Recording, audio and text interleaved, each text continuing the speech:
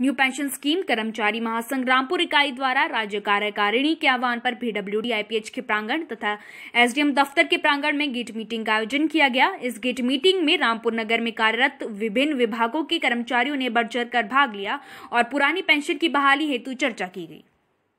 DCRG है जो death कम retirement gratuity होता है, इसका कोई प्रावधान नहीं है, उसको भी जो है 2003 से बंद कर दिया। यद्यपि सितंबर 2017 में इसको लागू किया गया था, लेकिन अभी तक विभागों में इसकी कोई भी प्रॉपर नोटिफिकेशन नहीं है और जिसके तहत जो है किसी को भी DCRG नहीं मिल रहा था। यद्यपि इस सरकार ने, जब हमने बात की थी प्रदेश मुख्यमंत्री जी से, तो उन्होंने कैबिनेट में एक डिस्कस किया था मुद्दा, ये जो DCRG है इसको हम रिट्रोस्पेक्टिवली करेंगे। रिट्रोस्पेक्टिवली मीन 15 मई 2003 से ही लागू करेंगे, लेकिन उसमें भी कोई अभी तक जो है फिजिकल रिपोर्ट सामने नहीं आई।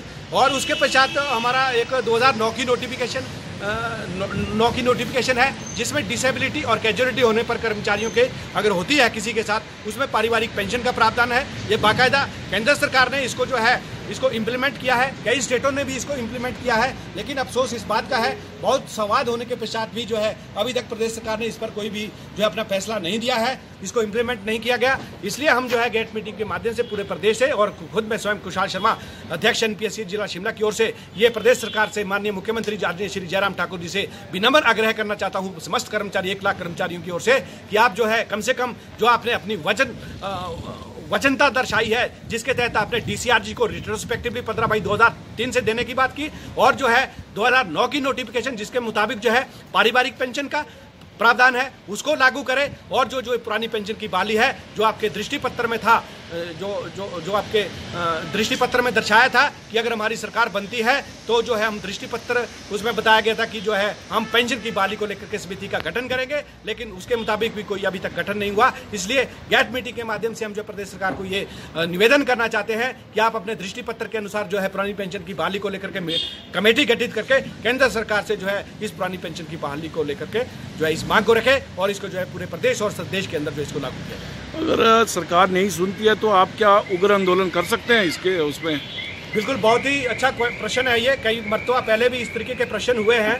मैं स्पष्ट करना चाहता हूँ, वैसे हमें पूर्ण विश्वास है, क्योंकि जो माननीय मुख्यमंत्री है आदरणीय श्री जयराम ठाकुर जी एक साधारण परिवार से संबंध रखते हैं और इसके साथ साथ वो भली भांति जानते हैं, मजदूरों की समस्या को जानते हैं, कर्मचारियों की समस्या को जानते हैं, किसानों की समस्या को जानते हैं। ये जो कर्मचारी लगता है, ये कोई बड़े उद्योगपतियों का बच्चा यहाँ पे सरकारी क्षेत्र के अंदर नहीं आता है।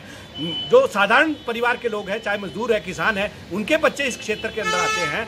हमें विश्वास है वो स्वयं इस कम्युनिटी से उठ करके एक मुख्यमंत्री पद पर आसीन हुए, जो हमारे लिए भी बड़ी गौरव की बात है। अतः हमें पूर्ण विश्वास है जयराम ठाकुर जी इस पर जो है एक अच्छा फैसला लेंगे, पुरानी पेंशन की बहाली को अवश्य बहाल करेंगे और 2009 की नोटिफिकेशन को लागू करेंगे, DCRG को लागू करेंगे। ये हमारा सीधा, वैसे तो DCRG और जो ये 2009 की नोटिफिकेशन है OPS का ही एक पहलू है। अगर OPS को बहाल होती है तो ये सारे मामले ही खत्म हो जाते हैं। तो इसलिए हमें पूर्ण विश्वास है जयराम ठाकुर जी इस पर जो है अवश्य रूप से जो है कुछ फैसला लेंगे। बाई चांस अगर सरकार फैसला नहीं लेती, जैसे आपने कहा, पूछा, तो उसमें ये स्पष्ट है, इसमें मैं कुशाल शर्मा नहीं कह रहा हूँ, मेरी कार्यकारिणी लोग नहीं कह रहे हैं, इसमें पूरे प्रदेश का 1 लाख का कर्मचारी खुद फैसला करेगा कि हमने भविष्य अपना कैसे निर्धारित करना है, वो आने वाला समय बताएगा। धन्यवाद सर, आपसे बातचीत करने के लिए।